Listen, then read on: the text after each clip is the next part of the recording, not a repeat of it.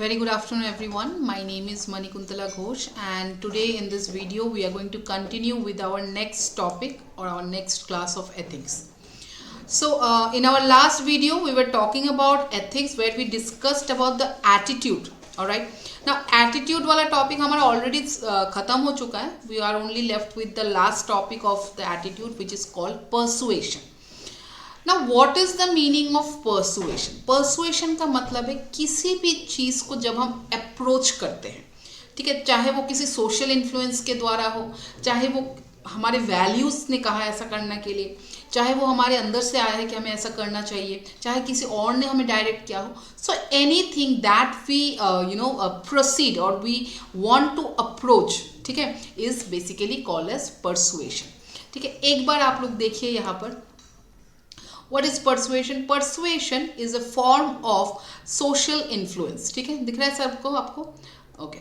It is a process by which a person's attitude or behavior towards an object are without duress influenced by communication from other people. माने सीधी बात, persuasion का मतलब है कि एक इंसान का किसी एक पर्टिकुलर चीज के प्रति उनका क्या बर्ताव है, क्या एटीट्यूड है. वही, क्योंकि ये एटीट्यूड का लास्ट पार्ट है तो कहीं ना कहीं एटीट्यूड के साथ मिला हुआ है ना. ये जो बर्ताव या बिहेवियर है, ठीक है, it will be on the basis of, अगर मैंने किसी चीज़ के बारे में मुझे पता चला है, ठीक है, किसी एक चीज़ के बारे में मुझे पता चला है, किसी एक विश्वास है, किसी चीज़ पर मुझे विश्वास है, तो उस आधार पे जब मैं किसी चीज़ के प्रति अप्रोच करती हूँ उसको मैं कहती हूँ persuasion. Alright sir and ma'am, चलिए नेक्स्ट है परसुएशन का एक छोटा सा पार्ट रह गया, वो है conditions for attitude change through persuasion. कैसे हम हमारे एटीट्यूड को परसुएशन के आधार पर हम इसको बदलते हैं, थोड़ा सा देखते हैं. First of all, characteristics of source. It must have expertise, trustworthiness, attractiveness, credibility. कोई भी बात हो, कोई भी टॉपिक हो जिसके बारे में हमें पता चला है, किसी भी एक्सपर्ट के द्वारा पता चला है, किसी चीज़ पे मुझे, किसी एक इंसान पर मुझे, जिसके द्वारा मुझे वो बात पता चली है, उसको मुझे उस इंसान पर भरोसा है. एक छोटा सा एग्जाम्पल देती हूँ. आपने देखा होगा बहुत सारे लोग हैं जो एडवर्टाइजमेंट, जैसे जनरली जो एडवर्टाइजमेंट होता है, उस एडवर्टाइजमेंट को हमारे देश में जारी करने के लिए, एडवर्टाइजमेंट को पूरे देश में ये ऐसे कैरेक्टरिस्टिक्स के, ये ऐसे इंसान के का इस्तेमाल करते हैं जिन्हें पूरे देश में जिन्हें लोग जानते हैं. जनरली आप जो बड़े बड़े एडवर्टाइजमेंट्स होते हैं ना सर, पकड़ लीजिए, मैं किसी टूथपेस्ट के ऐड की बात कर रही हूँ, कोलगेट, क्लोजअप, एनीथिंग, ज्यादातर, या फिर मैं किसी ब्रांड, जैसे मैं कपड़ों की ब्रांड या जूतों की ब्रांड पूमा की बात करती हूँ, ठीक है, तो ऐसे कुछ ब्रांड्स हैं, ये बेसिकली आपको इनका ये ना आपके सामने जब ये कोई एडवर्टाइजमेंट रख रहे, ये they are trying to change your attitude towards that product. माने आपको ये विश्वास दिलाना कि अगर आप इस प्रोडक्ट का इस्तेमाल करते हो तो आपके लिए अच्छा होगा. तो ये, अब अगर कोई कंपनी का मालिक आके आपको डायरेक्टली बोलेंगे कि अगर आपने इस ब्रांड के जूते का या कपड़ों का इस्तेमाल किया तो ये आपके लिए फायदेमंद होगा, आप कितना विश्वास करोगे? नहीं करोगे. लेकिन यही चीज अगर आपने किसी अपने फेवरेट कैरेक्टरिस्टिक्स को इस्तेमाल करते हुए इन अ वेरी जॉली वे आपने देख लिया, हाँ, ये अपने डेली लाइफ में इस्तेमाल कर रहे हैं, ये कह रहे हैं कि ये ब्रांड बहुत अच्छा है, बहुत सही है, तो आप कहीं ना कहीं इस चीज को अप्रोच करने में हिचकिचाओगे नहीं. आपको पता चलेगा कि अगर मैं मुझे अभी जरूरत नहीं है, लेकिन सपोज कीजिए मेरे को एक स्पोर्ट्स शू खरीदना है, एक स्नीकर खरीदना है, या कोई भी, मैं किसी ब्रांड का यहाँ पे वो नहीं करूँगी, जिक्र नहीं करूँगी, किसी को मैं प्रमोट नहीं करूँगी, लेकिन सपोज कीजिए मुझे किसी पर्टिकुलर मुझे कुछ अच्छे इस रेंज में एक अच्छे लेवल का मुझे एक शू खरीदना है, sports shoe, running shoe, any शू. नाउ मैं ना अब जनरली अगर मुझे पता है कि मेरा ये बजट है या मैं इतने बजट का मैं खरीद सकती हूँ, तो मैं जनरली, अगर मैं सपोज कीजिए मेरा बजट ठीक ठाक है, not very high not low, but then ठीक ठाक, एवरेज, मोर देन एवरेज, तो मैं जनरली उसे ही अप्रोच करूँगी जो मुझे लगता है कि मेरे बजट के हिसाब से सही है. लेकिन मेरे बजट के हिसाब से 4-5 ब्रांड है, तो इन चार पांच पांच ब्रांड्स में मैं किसको चुनूंगी? जूते सभी के सुंदर है, तो मेरा ये आइडिया, अच्छा इस बंदे ने कहा कि ये ब्रांड यूज करो तो ये सही ब्रांड है। तो बेसिकली जब हम किसी ब्रांड का इस्तेमाल करते हैं, चाहे वो कोई भी ब्रांड हो, कोई भी चीज़ हो, तो उस ब्रांड को प्रमोट करने वाला जो व्यक्ति होता है ना, वो हमारे दिमाग में बस जाता है और हमें लगता है कि ठीक है, अगर इन्होंने कहा है तो शायद सही होगा। अंडरस्टैंड सारे ma'am? At the back of your head you know that may be it is not correct, but at आपका दिमाग कह रहा है कि नहीं यही सही है, यही you go head and approach for it. Understood? So आपका पहला पर्सुएशन का आपका पहला चीज है सोर्स। किस सोर्स के द्वारा आपको किसी चीज के बारे में कोई इंफॉर्मेशन मिला है। ठीक है, अब मैं एक और एग्जांपल देती हूँ। सपोज कीजिए आपको कहीं घूमने जाना है, ठीक है। अब आपको चाहिए एक ऐसा जगह घूमने के लिए जहाँ पे आप सेफ फील कर सकते हो, तो आप किसको पूछोगे? किसी स्ट्रेंजर। अगर आपको एक सेफ जगह के बारे में जानना है तो आप किसी स्ट्रेंजर से तो नहीं पूछोगे, आप अपने ऐसे किसी फ्रेंड बहुत अच्छे दोस्त से पूछोगे जिनको घूमने फिरने की आदत है। तो आपके फ्रेंड ने कहा इस जगह पे चले जाओ, even if you go solo it will be good for you, it will be safe for you, you will be protected. ठीक है, अगर सपोज कि आपको गोवा घूमने जाना है तो आपके फ्रेंड ने कहा अगर आप गोवा भी चले जाते हो ना, इस जगह पे मत जाना, इस पर्टिकुलर एरिया में रहना, that will be safe for you. तो आप क्या करते हो सरन मैम? आप भी उसी बेसिस पे, आपको एक क्रेडिबिलिटी मिल गई है कि भाई मेरे को इस बंदे ने बोला है कि मेरे को अगर मैं इस तरीके से अप्रोच करूंगा तो I will be safe and my trip will be a pleasurable trip, it will be a good trip. तो मेरे को कोई दिक्कत नहीं होगी, मुझे किसी गलत चीज को फेस नहीं करना पड़ेगा। तो इन दैट वे आप इस चीज को परस्यू करते हो। Understood Saran ma'am?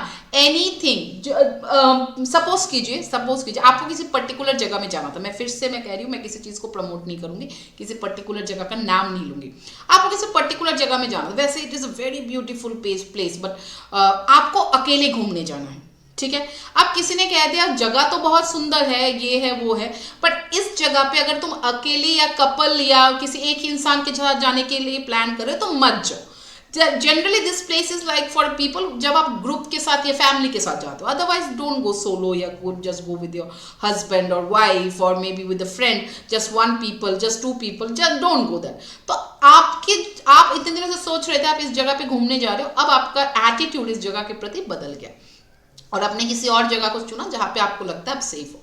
Understood sir and ma'am? This is what is called persuasion, जहां पे आपके एटीट्यूड किसी चीज के आधार पर आप आपका एटीट्यूड बदलते रहते हो और फिर आप चीजों को परस्यू करते हो। दूसरा देखिए सर एंड मैम, देखिए जस्ट इसमें देखिए कैरेक्टरिस्टिक्स ऑफ टारगेट, दिखा, देखिए ये देखिए मैंने माउस पॉइंट किया है। Characteristics of target: intelligence, present belief, self esteem, prior experience, mind frame, mood off target. ना इसमें इस टारगेट में बहुत सारी चीजें आती है। सपोज कीजिए आपने एक चीज आपने तय कर लिया, ठीक है, कि अगर मैं इस जगह, अगर सपोज आप किसी स्मॉल टाउन से बिलोंग करते हो और आपने ये तय कर लिया कि अगर मैं इस मेट्रो सिटी में जाके रहूंगी तो यहाँ पे सेफ नहीं है लड़कियाँ, ये यहाँ पे अकेले रहना इम्पॉसिबल है, सरवाइव करना या इम्पॉसिबल है, यहाँ पे सरवाइव करने के लिए मुझे मिनिमम इतने पैसे होने चाहिए for you know surviving my month. तो आपने क्या किया? आपने एक ऐसा माइंड फ्रेम बना लिया, आपने आपको एक बिलीफ है कि ऐसा ही होगा, अगर मैं ऐसे चलती हूं इस जगह पे तो मेरे साथ ऐसा ही होगा। ठीक है, मैं अगर दिल्ली में रहती हूं तो मैं अकेले बाहर नहीं जाऊंगी बिकॉज पीपल से it is not safe, but जबकि ऐसी बहुत सारी जगह विच इज नॉट सेफ इधर फॉर गर्ल और अ बॉय। तो आपका एक माइंड फ्रेम बन गया, एक परसेप्शन आ गया और इसी तरीके से आपका नजरिया भी बदल रहा है, आपका एटीट्यूड भी किसी पर्टिकुलर जगह के लिए बदल रहा है। Understood sir and ma'am? दूसरा देखिए characteristics of message: unambiguous, should have both sides of arguments, intrigues, informs, convinces and call to action. Now message माने आपको किसी से किसी चीज के बारे में मैसेज मिला है, ठीक है। जनरली आप किसी एक फ्रेंड से मिलने जा रहे थे, आपको लगा वो फ्रेंड बहुत अच्छा है आपके लिए, ठीक है, that person has always helped you, but suddenly आपको किसी एक और दोस्त से आपको कोई चीज पता चला उस फ्रेंड के बारे में जो आपको लगता है कि उस फ्रेंड ने आपके साथ गलत किया है। तो ऐसे मामले में आपने क्या सोचा, नहीं मुझे उसके साथ नहीं मिलने जाना, जबकि आपका वो फ्रेंड आपके लिए वेट कर रहा है. So a message has changed your perception और your way of approaching a certain thing. और उस आधार पर आपने अपना जो आपका जो एक्शन है, माने आपका जो काम है उसके ऊपर आपने काम किया और आपने उसको प्रिवेल किया, आपका जो एक्शन उसको प्रिवेल किया. ठीक है, किसी भी तरीके से देखिए, पर्सुएशन का मतलब ही है आपका जो एटीट्यूड है, जो रवैया है, वो अगर किसी चीज के आधार पर बदलता रहे, चाहे वो किसी और ने आपको कोई मैसेज दिया हो, ठीक है, किसी और व्यक्ति ने आपको कोई कह सकते हैं आपको किसी चीज के बारे में आपको विश्वास है, ठीक है, आपको विश्वास है कि मैं अगर इस जगह पे जाके मन्नत मांगूंगी तो मेरा मन्नत पूरा होगा. बहुत सारे लोगों ने कहा पूरा हुआ है, तो मैं जाती हूँ, मैं जाऊंगी ऐसे जगह पे जाके, मैं अगर किसी इस पर्टिकुलर चीज के लिए अगर मैं मन्नत मांगती हूँ तो शायद मेरा मन्नत पूरा हो जाए. तो these are certain kind of belief, ठीक है, जिसको आप या फिर आपको जो चीज जो आप परस्यू करना चाहते हो on the basis of certain third party thing, जिसके आधार पर आप इस चीज को परस्यू करते हो. Alright sir and ma'am, clear है? ठीक है, नेक्स्ट आइए. ओके, नेक्स्ट आइए, ये लास्ट टॉपिक है पर्सुएशन का, आई मीन एटीट्यूड चैप्टर का. Methods of persuasion. पर्सुएशन के क्या क्या मेथड्स हो सकते हैं? देखिए, reciprocation, people tend to return a favour. Generally एक छोटा सा एग्जाम्पल है, दो नेबर्स हैं, आसपास रहते हैं, ठीक है, जनरली ज्यादा बातचीत नहीं करते. एक दिन अचानक से एक नेबर के घर में बर्थडे पार्टी है और उस नेबर ने बगल में जो नेबर रहते हैं उनको अप्रोच किया और कहा कि कल मेरे बेटे का बर्थडे है या मेरी बेटी का बर्थडे है या मेरा बर्थडे है या मेरी बहन का बर्थडे, व्हाटएवर, आप जरूर आइए, आप इनवाइटेड है और रात का डिनर वगैरह हम यहीं पे कीजिएगा, पार्टी वगैरह होगा, आप यहीं पे रुकिएगा, शाम हम लोग सब मिलके मस्ती एंजॉय करेंगे. ठीक है, तो वो जो दूसरा नेबर वो गए उनके घर में. नेक्स्ट टाइम जब उनके घर में कोई पार्टी होगी, कोई ओकेजन होगा, चाहे वो बर्थडे पार्टी हो, किसी पार्टी, कोई भी पार्टी हो, ये देयर इज अ टेंडेंसी कि वो इस जो जिन्होंने उनको ऑलरेडी इनको परस्यू किया है फॉर अ पार्टी, वो भी इन्हें पार्टी के लिए परस्यू करेंगे.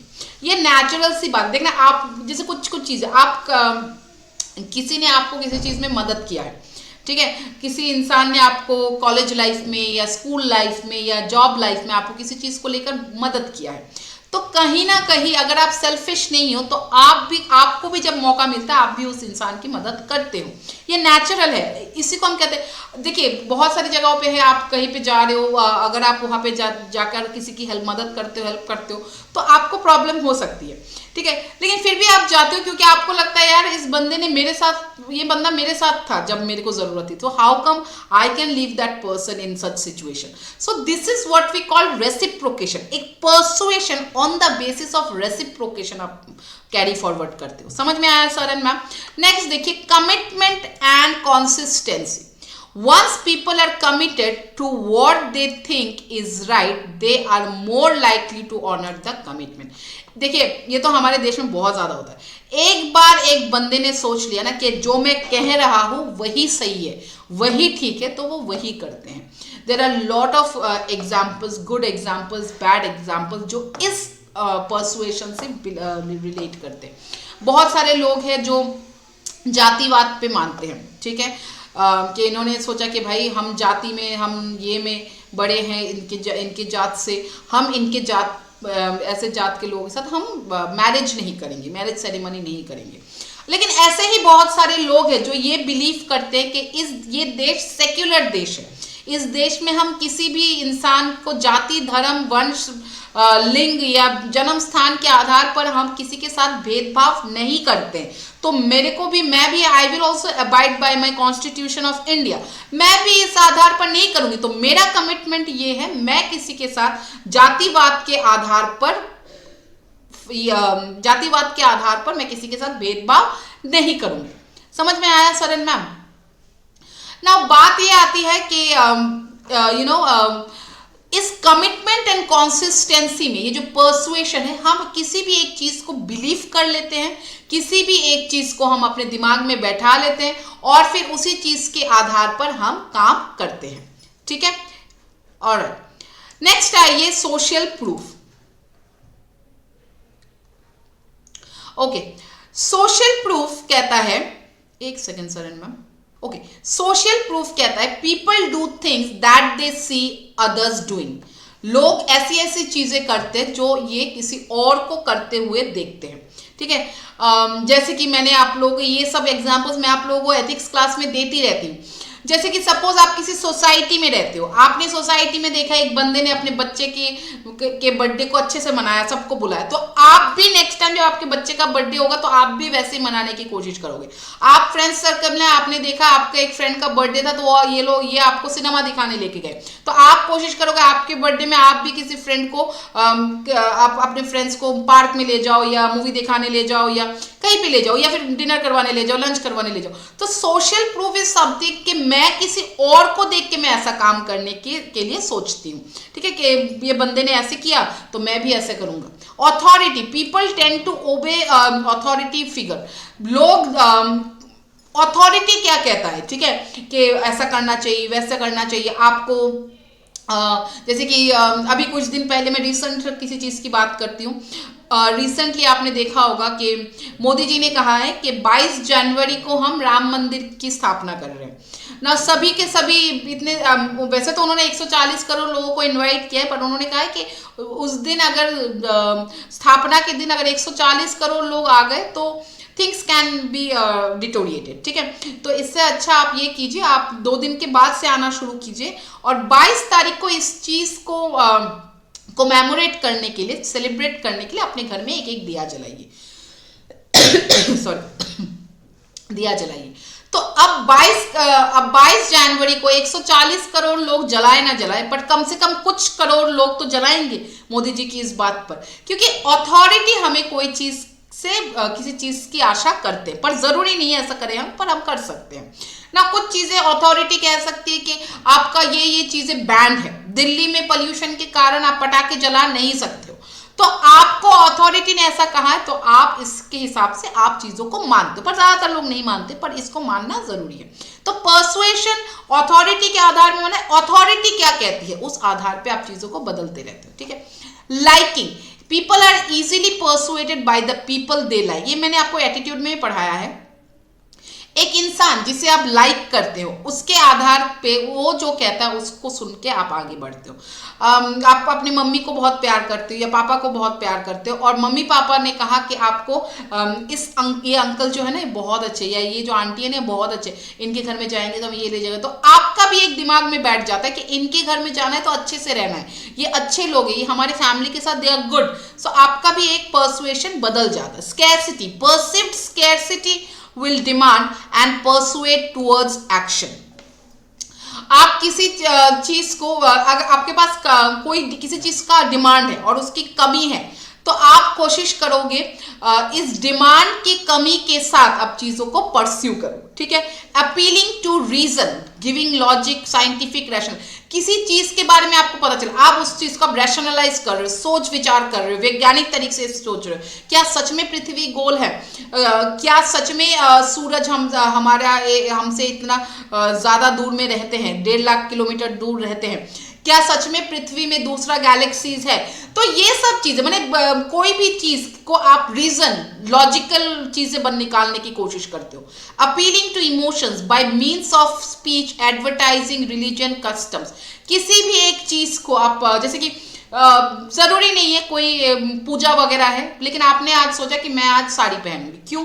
क्योंकि ये आपका इमोशन है, आपने सोचा कि एज अ इस ट्रेडिशन के हिसाब से मेरे को साड़ी पहनना है तो मैं साड़ी पहनूंगी, या आपने सोचा कि कस्टम है मेरा ये रिचुअल है, मुझे ऐसा करना चाहिए तो मैं ऐसा करूंगी। तो इमोशनली आप इंडल्ज हो जाते हो, भले आप भगवान पे मानो ना मानो, पर किसी एक चीज के साथ आप इमोशनली इंडल्ज हो जाते हो, ठीक है। तो ये सब चीजें ना सॉरेन ma'am, this leads to the methods of persuasion, माने परसुएशन करके आप किसी चीज की तरफ, माने आप सोच विचार करके, आप देख के लोगों को, आपको कौन अच्छा लगता है कौन नहीं, इन सब चीजों के आधार पर आप जब किसी चीज को अप्रोच करते हो, इसको हम कहते हैं परसुएशन। ऑलराइट, इसके साथ हमारा एटीट्यूड वाला चैप्टर शुरू होता है। अब हम आते हैं दूसरे चैप्टर जिसको हम कहते हैं एप्टीट्यूड, ठीक है, and foundational values. Aptitude is a component of competency to do a certain kind of work at certain level। देखिए यहाँ पे देखिए, मैं मार्क कर रही हूँ। Aptitude is a component of competency to do a certain kind of work at a certain level. It is the ability to deal with the aspects of environment and to perform a particular behavior. ठीक है, क्या कहा है sir and ma'am यहाँ पर? यहाँ पे कहा है कि किसी एक इंसान का या फिर किसी एक व्यक्ति का किसी एक पर्टिकुलर चीज को लेकर स्किल्स या एबिलिटी होना। ठीक है, जैसे कि एक सपोज कीजिए कोई बच्चा है, ठीक है, वो पढ़ाई में कमजोर है, तो उसके मम्मी पापा पीछे पड़े रहते कि you should study, you should study, you should study, but generally वो पढ़ाई तो करता है लेकिन वो ड्राइंग में ज्यादा बेहतर है। तो इसका मतलब ये है कि एक बच्चा वो पढ़ाई पे भले ही कमजोर हो लेकिन वो ड्राइंग में अच्छा है। ठीक है, तो एप्टीट्यूड का मतलब ये है किसी एक इंसान का किसी एक पर्टिकुलर चीज के प्रति एबिलिटी। ठीक है, नाउ अब जरूरी नहीं है ये किसी बच्चे की ही बात कर रहे हैं। ठीक है, सपोज कीजिए एज अ टीचर भी मैं अगर बात करूं, बहुत सारे लोग हैं, मेरे से भी बहुत सारे इंटेलिजेंट लोग हैं, मेरे ऐसे बहुत सारे लोग हैं जिनको बहुत सारे सब्जेक्ट्स के बारे में मेरे से 3 गुना ज्यादा नॉलेज है, लेकिन मैं जैसे पढ़ा सकती हूँ आपको या किसी और बच्चे को, वो वैसे पढ़ा नहीं सकता है क्योंकि उसमें वो एबिलिटी नहीं होगा। लेकिन मैं, क्योंकि मेरा ये एनवायरनमेंट है टीचिंग का, तो मुझे पता है कि मुझे आपके साथ कैसे डील करना है, आपको कैसे पढ़ाना है, तो मैं इसके साथ मैं जुड़ गई हूं। समझ में आया? तो एप्टीट्यूड का मतलब है एक एनवायरनमेंट में, ठीक है, एक इंसान का पर्टिकुलर एक किसी एक एबिलिटी के साथ परफॉर्म करना या बिहेव करना। ठीक है, नाउ देखिए नेक्स्ट पॉइंट क्या कह रहा है। Aptitude is the persons capacity of hypothetical potential for acquisition of a certain specific and more or less well defined pattern of behavior involved in performance of a task with respect to which the individual has had little or no previous training. एक बात समझिए, suppose कीजिए मैं पढ़ा सकती हूँ, ठीक है, लेकिन साथ में मेरे पास कुछ हिडन स्किल्स भी हो सकते हैं। मैं बिजनेस कर सकती हूँ, ठीक है, लेकिन मैंने कभी बिजनेस ट्रेनिंग नहीं की है। मुझे पढ़ाना आता है, मैंने पढ़ाने के फील्ड में जो सब्जेक्ट्स है उसमें मैंने ग्रेजुएशन पोस्ट ग्रेजुएशन की है, बट मुझे बिजनेस फील्ड में मेरा कोई पर्टिकुलर वो नहीं। फॉर एग्जांपल दे रही हूँ, ऐसा नहीं है, मेरा बिजनेस में भी मेरा पोस्ट ग्रेजुएशन डिग्री है, बट मैं एक एग्जांपल दे रही हूँ। लेकिन क्या मुझे एक बिजनेस चलाने के लिए सिर्फ MBA होना या बिजनेस मैनेजमेंट में मास्टर्स होना या बिजनेस मैनेजमेंट में स्कॉलर्स होना जरूरी है? क्या बिना बिजनेस मैनेजमेंट के स्कॉलर्स के किसी बंदे के अंदर एबिलिटी नहीं है एक बिजनेस चलाने की? बहुत सारे लोगों के अंदर एबिलिटी है। ऐसे बहुत सारे अच्छे अच्छे टीचर्स हैं जो आपके कॉम्पिटिटिव एग्जाम्स के लिए पढ़ाते हैं एंड बहुत अच्छा पढ़ाते हैं। उनके साथ पढ़ के बहुत सारे बच्चों ने कॉम्पिटिटिव एग्जाम्स क्लियर किए, पर अगर मैं हिस्ट्री देखूं, इन्होंने कभी खुद किसी कॉम्पिटिटिव एग्जाम्स को इन्होंने क्लियर नहीं किया। एज अ टीचर उनके बहुत अच्छे एक्सपीरियंस है, पर कॉम्पिटिटिव एग्जाम्स में भी क्लियर नहीं किया। ऐसे बहुत सारे लोगों के एजम्पशंस हैं कि अगर आपने किसी कॉम्पिटिटिव एग्जाम को क्लियर किया है तभी आप किसी पर्टिकुलर कॉम्पिटिटिव एग्जाम्स के लिए पढ़ा सकते हो, पर मैं ऐसा नहीं मानती हूँ। हर इंसान का अलग अलग एप्टीट्यूड होता है और वो अगर उसके पास स्किल्स है, एबिलिटी है, तो वो उस चीज के साथ ढल सकता है, उस चीज के साथ वो काम कर सकता है। क्लियर है सर एंड मैम? नेक्स्ट देखिए, if attitude is about orientation और disposition towards a subject, attitude is about the competence to deal with the object. माने कि अगर एप्टीट्यूड ये ना एप्टीट्यूड होगा, आई एम सॉरी, यहाँ पे कहा गया है if aptitude is about orientation और डिस्पोजिशन टुवर्ड्स अ सब्जेक्ट, माने अगर एप्टीट्यूड का मतलब है किसी एक सब्जेक्ट को लेकर सोच विचार करना, उसके बारे में जानना, उसके बारे में अपने एबिलिटीज को दिखाना, अपने एबिलिटीज को फ्लॉन्ट करना। तो एटीट्यूड है किसी एक ऑब्जेक्ट को लेकर आप किस तरीके से उसको डील करते हैं। समझ में आया सर एंड मैम? ये सब इसको मैं दोबारा नहीं खींचूंगी, फिर से सुनिए। अगर एप्टीट्यूड का अर्थ है किसी एक सब्जेक्ट के ऊपर आपकी क्या स्किल्स है उसको समझना, उसको एक्सप्लोर करना, तो एटीट्यूड का अर्थ है आप एक ऑब्जेक्ट को लेकर कैसे आपके एबिलिटी के अनुसार डील करते हो। देखिए फॉर एग्जाम्पल, एक एग्जाम्पल देख लीजिए। A public representative or a people's leader may make fair decisions or appear more trustworthy to the public to display their ethical attributes. समझिए, एक जो पब्लिक रिप्रेजेंटेटिव होगा, ठीक है, जनरली जब मैं एक जनप्रतिनिधि, सपोज मैंने ये एग्जांपल बहुत बार दिया है, फिर से मैं दे रही हूँ। सपोज कीजिए कल मुझे किसी किसी बंदे ने जनप्रतिनिधि के हिसाब से चुना। मैं ये जो जनप्रतिनिधि बनते कैसे हैं या क्या काम करते हैं, ये मैंने बचपन से तो जन्म से तो नहीं सीखा है, लेकिन क्योंकि मुझे जनता के लिए कुछ करना है, ठीक है, कुछ काम करना है, तो मैंने ऑटोमेटिकली उनके जनप्रतिनिधि बनने के लिए क्या क्या स्किल्स डेवलप करने चाहिए वो सभी मैंने धीरे धीरे डेवलप कर लिया है। और एक अच्छे लीडर के हिसाब से, एक अच्छे जनप्रतिनिधि के हिसाब से मैंने जनता के आगे मैंने एक अच्छा लीडर का जो कैरेक्टरिस्टिक्स है, जो एबिलिटी है, वो सभी चीजें मैंने अपने आप से रिप्रेजेंट किया है, डिस्प्ले किया है उनके सामने, और उसी हिसाब से मैंने काम किया है। Communication of supervisor with their juniors. एक सुपरवाइजर या फिर एक जो जूनियर है, ठीक है, उनका क्या आप कह सकते हैं, उनका एक दूसरे के प्रति कैसे कम्युनिकेशन होना चाहिए। Just because someone is superior to you, इसका मतलब ये नहीं he or she has the right to misbehave with you. If you are doing something wrong, he or she has the right to teach you how to or guide you how to go into the right direction. पर वो आपके साथ misbehave नहीं कर सकते, वो आपके साथ इल ट्रीट नहीं कर सकते। तो आप उनका जो एट्रीब्यूट है आपके प्रति to bring out the right aptitude, वो आपके उनके कम्युनिकेशन के ऊपर डिपेंड करता है। कभी कभी क्या होता है ना, जब कोई सपोज कीजिए कोई सुपीरियर है, कोई सुपरवाइजर है, वो चाहते हैं कि आप अपने टारगेट्स पूरा करो, लेकिन उनका प्रेशर तो है ही, लेकिन साथ ही में वो आपको इल ट्रीट भी करते। एक टाइम के बाद ना आप सोचोगे कि भाई कितने दिन और पैसे के लिए काम करूं। समझ में आया सर एंड मैम? तो कम्युनिकेशन एक बहुत बड़ा मैटर करता है जब आप किसी के अंदर से एट्रीब्यूट बना, उसके क्या कंट्रीब्यूशंस है और उसकी क्या स्पेशल एप्टीट्यूड, क्या एबिलिटी है, उसको आप डिस्प्ले करना चाहते हो।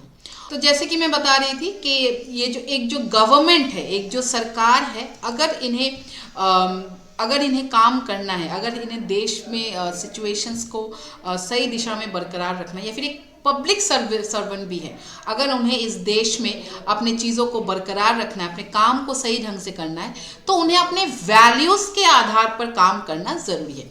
फाउंडेशनल वैल्यूज़ का हम थोड़ा सा एग्जाम्पल देख लेते हैं। Honesty, integrity, kindness, generosity, courage and confidence, very important. Honesty, integrity माने आपको ईमानदार होना चाहिए, आपको लोगों के सामने ऑनेस्ट होना चाहिए, सही बोलना चाहिए, झूठ नहीं बोलना चाहिए। काइंड, आपको उदार होना चाहिए, आपको दिल का काइंड होना चाहिए। काइंड नहीं रहो, देखिए जब किसी को हम एज अ सरकार चुनते हैं ना sir and ma'am, that person automatically gets lot of power in their hand. तो एज अ पर्सन आप पहले एक नॉर्मल ह्यूमन बीइंग थे, नॉर्मल सिटीजन ऑफ इंडिया थे, अब आप एक पावरफुल व्यक्ति बन गए, आप एक अथॉरिटी बन गए, गवर्नमेंट बन गए। तो आप अगर काइंड नहीं रहोगे, जेनरस नहीं रहोगे, आप ईमानदार नहीं रहोगे, तो आप लोगों के लिए काम नहीं कर पाओगे। क्योंकि आप सिर्फ आप अपने खुद के बारे में सोच रहे हो, आप दूसरों के बारे में नहीं सोच रहे हो, ठीक है। आपको जेनरस, उदार होना चाहिए, आपको ये पता होना चाहिए कि मुझे इस जनता के भलाई के लिए मुझे उदार होना पड़ेगा। जनता जो टैक्स पे कर रहे हैं उसके आधार पर मुझे उनकी डेवलपमेंट करना जरूरी है। और ऐसे लेवल पे सर एंड मैम दो चीजें बहुत इंपॉर्टेंट, वो एक है करेज, एक दूसरा है आपका कॉन्फिडेंस। आप में अगर हिम्मत नहीं होगी ना, क्योंकि देखिए अगर आप अच्छा काम करोगे ना सर एंड मैम, आपके रास्ते के बीच में बहुत सारे लोग आएंगे। तो अगर आप अच्छा काम करोगे, ठीक है, और अगर आपके रास्ते के बीच में बहुत सारे प्रॉब्लम्स आएंगे, तो इन प्रॉब्लम्स के साथ लड़ने के लिए जो सबसे इंपॉर्टेंट चीज जो आपको चाहिए वो है करेज। देखिए जो अच्छे काम करते हैं ना, जो पब्लिक सर्वेंट होते हैं, जो सरकार के जो लोग जो अच्छे काम करते हैं, जो ईमानदार वाले काम करते हैं, ऐसे लोगों को अपने रास्ते से हटाने के लिए बहुत सारी कोशिश की जाती है। समझ में आया? लेकिन बहुत सारे लोग हैं जो इन धमकियों से डरते नहीं हैं, ये बहादुरी से हर काम करते हैं।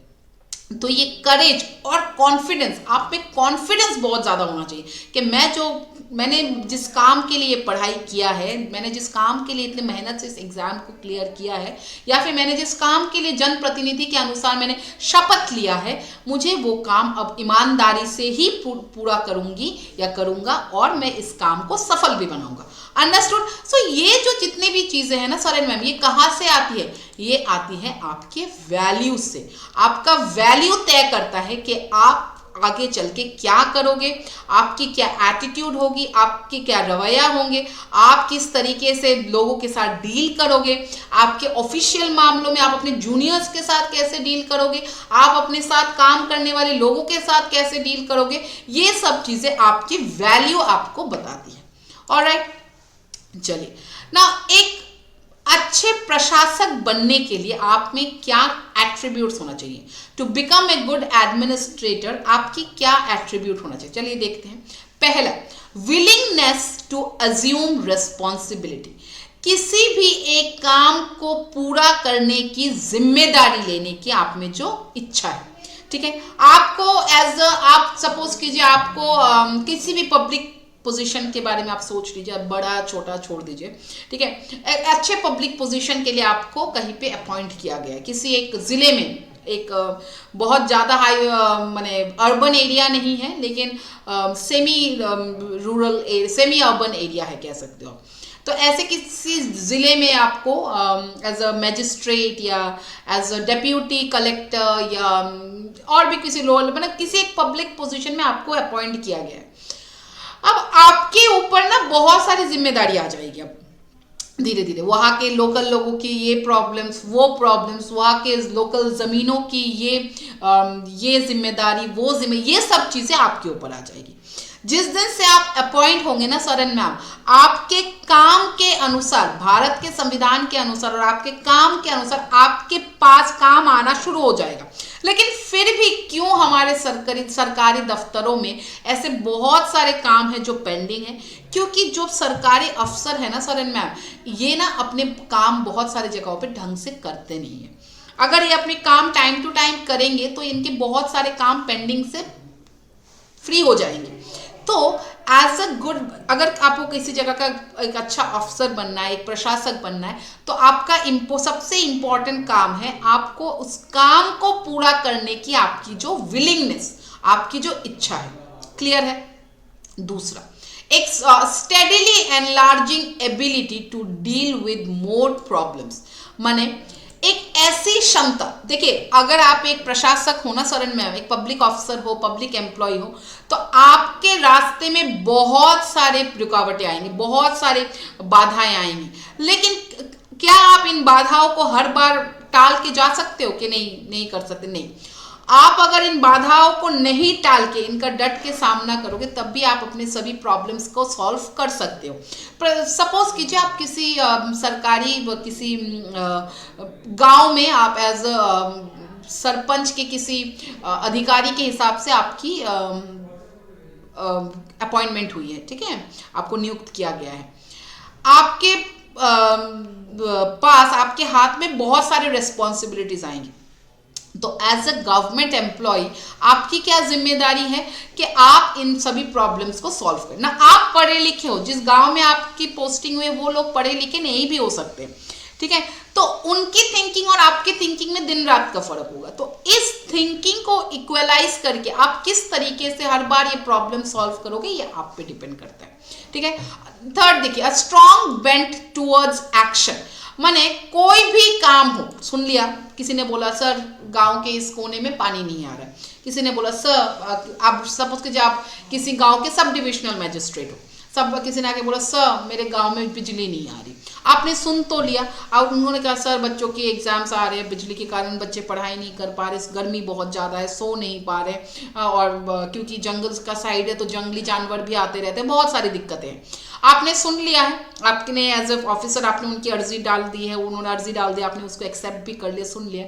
लेकिन आपकी क्या पहले जिम्मेदारी है एक अच्छे प्रशासक के अनुसार, कि आप उन कामों को पूरा करें।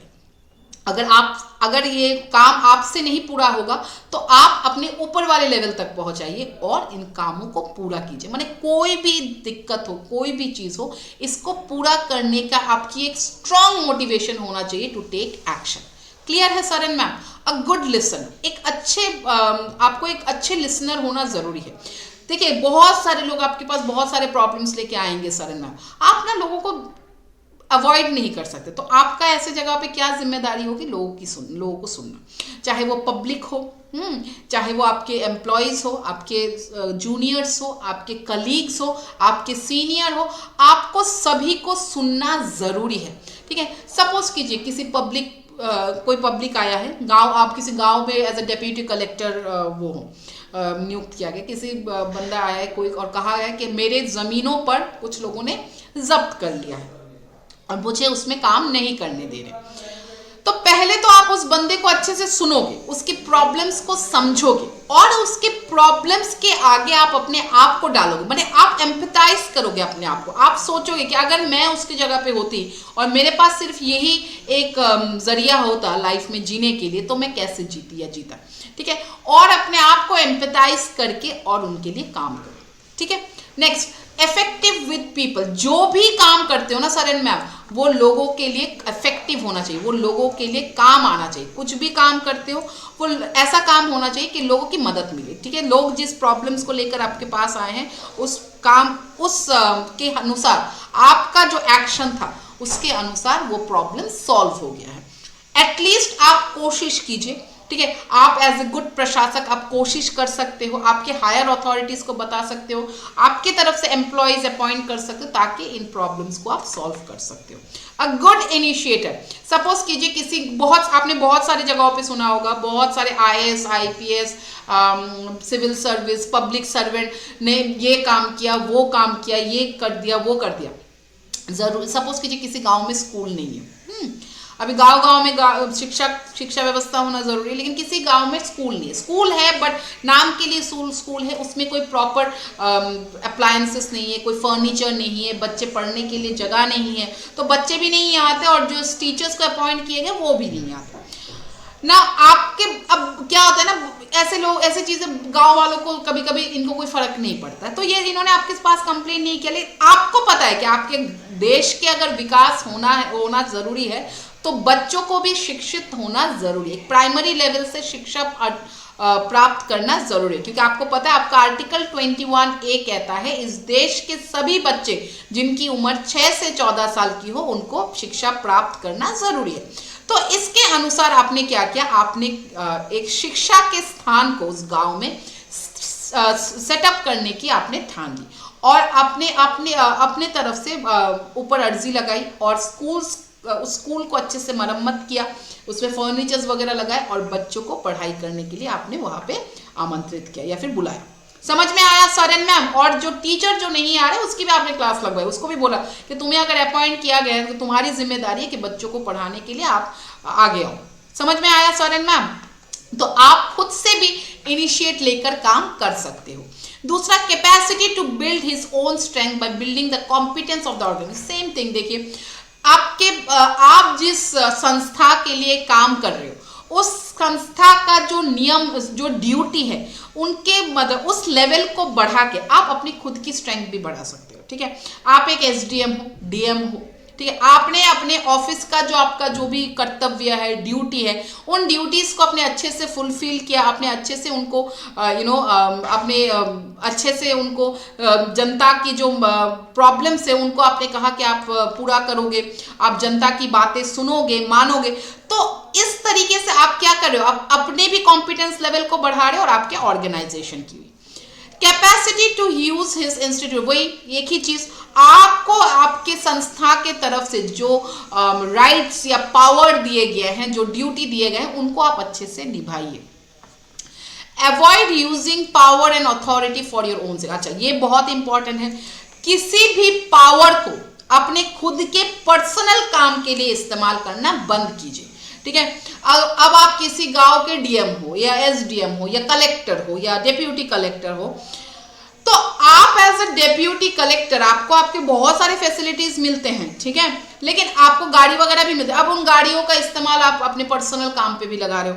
आपको कहा गया है सर जितना हो सके पेट्रोल की बचत कीजिए, आप क्या कर रहे हो, आप गाड़ियों को आपके फैमिली को घुमाने में काम लगा रहे हो। आप एक DM हो बोल के आपने पावर लगा के आपके एरिया के सबसे अच्छे स्कूल में अपने बच्चे का दाखिला करवा दे, जबकि आपके बच्चे डिजर्व भी नहीं करते। तो दीज आर सर्टेन थिंग, आप अपने पावर और अथॉरिटी का गलत इस्तेमाल मत कीजिए, अपने खुद के फायदे के लिए उसका इस्तेमाल मत कीजिए। Welcoming reports of trouble something, अच्छा, अगर किसी जगह पे किसी तरीके की दिक्कत चल रही, कोई प्रॉब्लम चल रहा है, ऐसे रिपोर्ट्स को कहिए आपके सामने दर्ज करें।